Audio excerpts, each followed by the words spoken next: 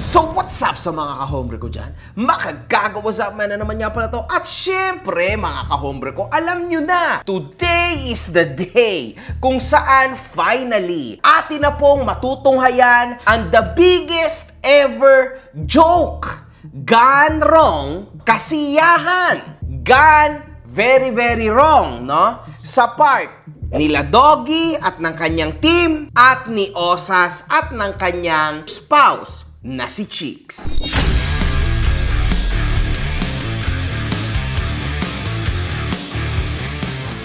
Hinahanap mo ba ako sa Facebook? I-follow mo na ako. Ito ang page ko.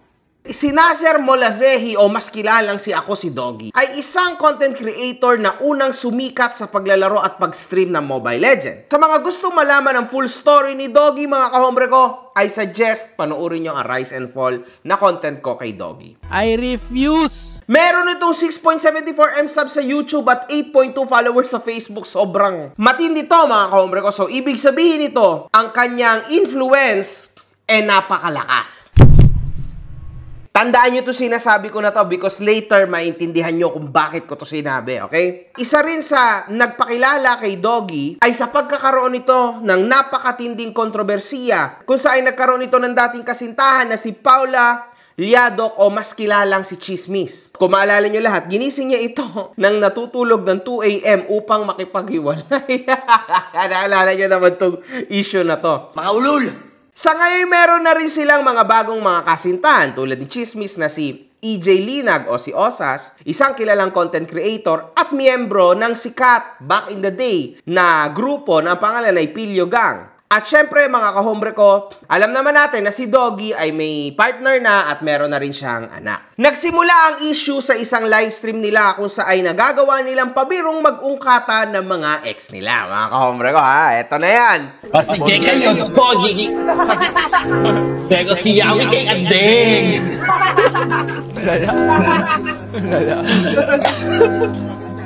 Guys, no! Tara, libre na kita dinner. 50 pixelog, tara nga. Kupal yard. Boss, yan lang, sir. Chicks to go. Chicks to go. Masarap din talaga i-try itong Lamborghini ko no? Pero try mo sa YouTube, try mo i-search yung Ako Si Doggy Nagselos. Ako si Doggy Nagselos? Oo. Tapos ano lalabas? Search nyo, Ako Si Doggy Nagselos.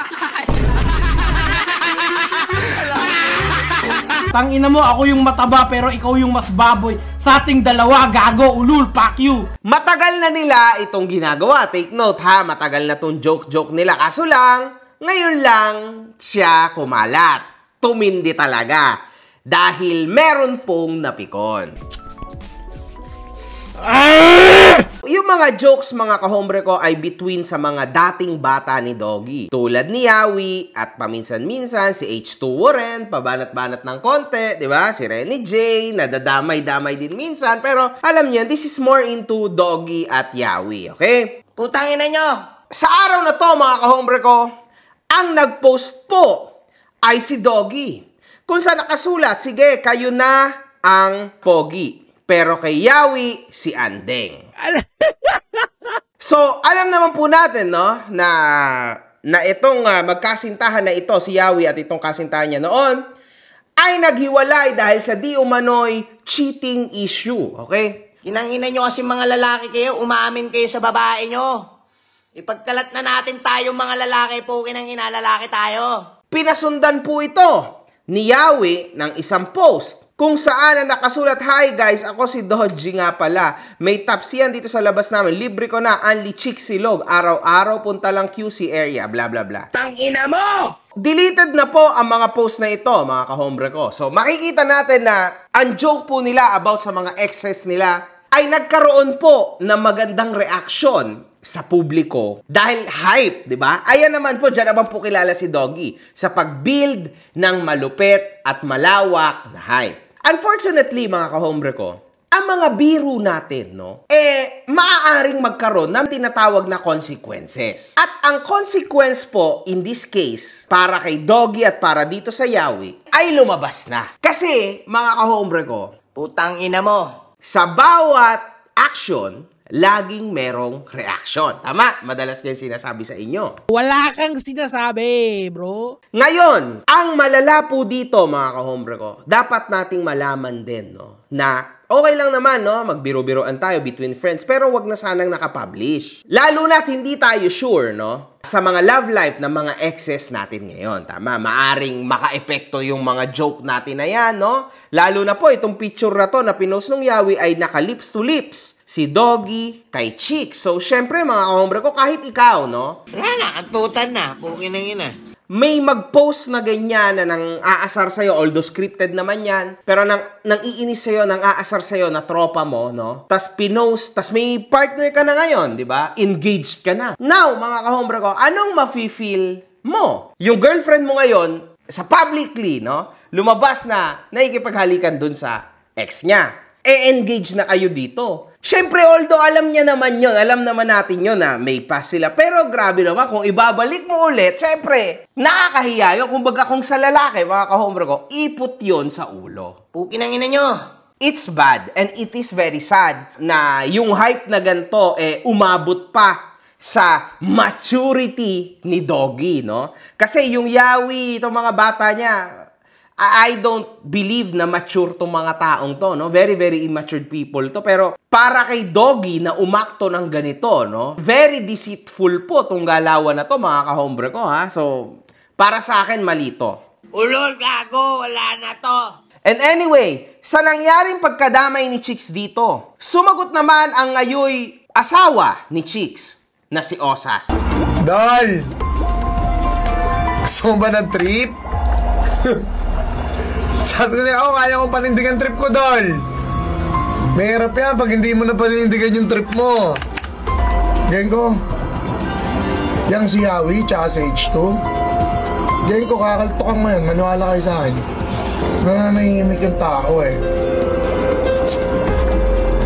So, gagaronin niya.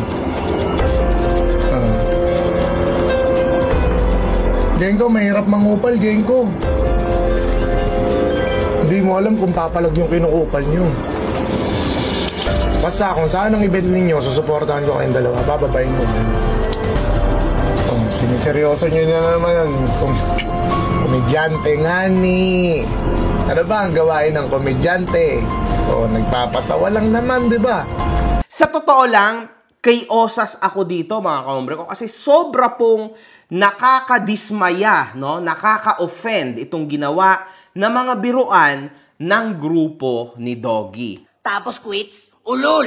Mga kahombre ko, and I believe this is very, very scripted too. Pinag-uusapan po nila yan. Para mailabas yan, para gawin yan nung Yawi, it's very weird, no, na pinayagan to ni Doggy. Doggy let it slide. Kasi, siguro mga kahombre ko, dahil matagal-tagal na sila nagbibiruan about sa mga exes nila, no? Siguro, para kay Doggy, total, baka naman di na o-offend sila Osas, hindi na o-offend sila Chicks, kasi never naman nagkaroon ng reaction.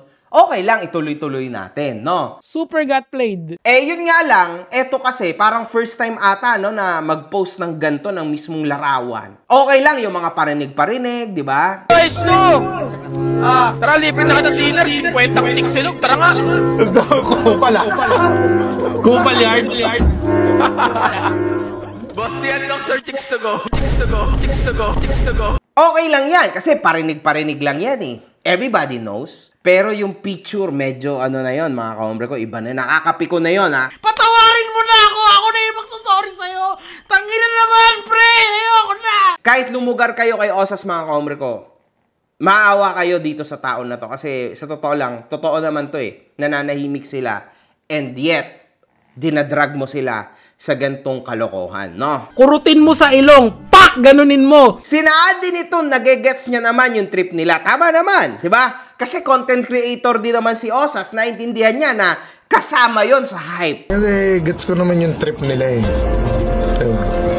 Pero get my wife out of your mouth. Bakit dinamay ang asawa? For the hype din yon, Osas, for your information. Kaso lang, syempre, unfortunately, ayan yung mabigat na hype. But yes, it's a part of the journey. Ayan yung part ng journey nila, Doggy, for you. Understand the social media game. So, wala tayong magagawa dyan, no? Pero hindi ko kayo tinatakot, darling, ha? Kayo matakot o kayo kabahan. Nagbibiro lang ako. Kasi baka nalilitan kayo sa akin eh. Nalilitan ka ba sa akin, Gengo? Pero, don't take it seriously. Komedyante o ano ka. Idol para namang ano.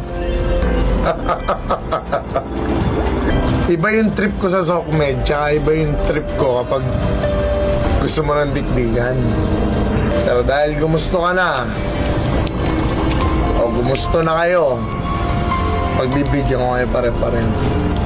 Gengo, ang batang makulit, hanggat di nakakaltokan, hindi yan titigil. Komedyante nga ni. Ito naman, nagbibiro lang ang darling mo. Parang meron siya talagang ibig sabihin, mga kahombre ko, sa video niya na to, no? Alam mo, hindi ko gusto saktan yung damdamin mo, putang ina mo eh, no? So, pupunta din daw siya sa event, mga kahombre ko, no? At bibigyan niya ng leksyon itong mga batang ito. Tangina mo, baka palamunin ka lang, ha? Gusto ko yung ako papalamunin nyo. Basta kung saan ang event ninyo, susuportahan ko kayong dalawa, bababayin mo.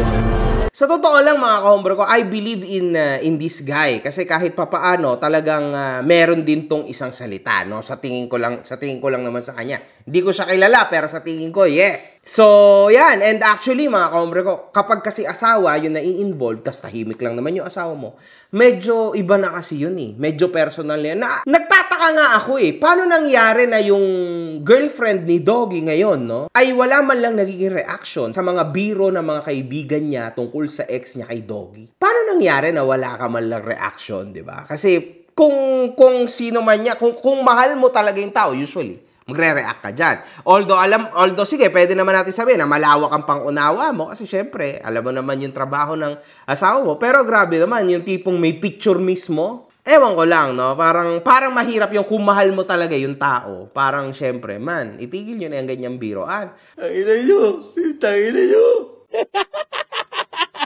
Tangina nyo, tinatahanan nyo. Anong pakialam mo? Tawanan nyo ako sa personal, pagpapatayin ko kay putang.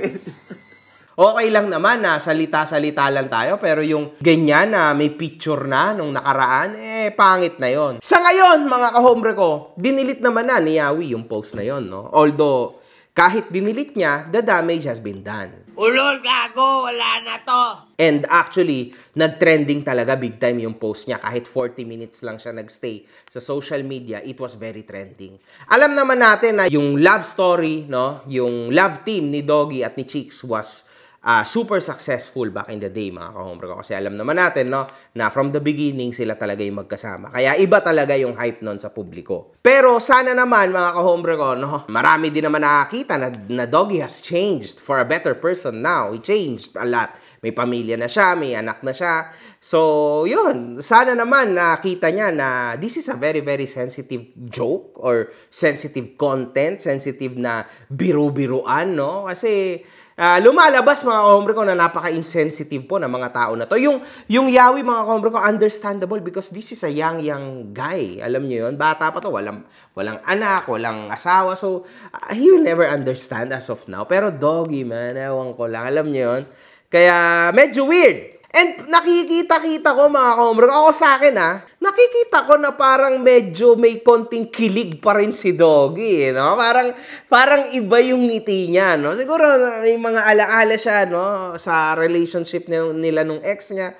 Ewan ko, mga kahombre ko, parang medyo may kilig, medyo nahihiya ng konti, alam niyo yun? Siguro even he knows itong joke na to ay out of place. Anyway, kayo, anong masasabi nyo? Okay lang ba sa inyo na pagtripan ng mga tropa nyo ang asawa nyo at i-post ang picture na sweet sila ng ex niya? Or hindi yun okay sa inyo? I mean, gaano ba kalawak ang utak mo? Wala. Good fucking vibes. Mga putang ina nyo kayo.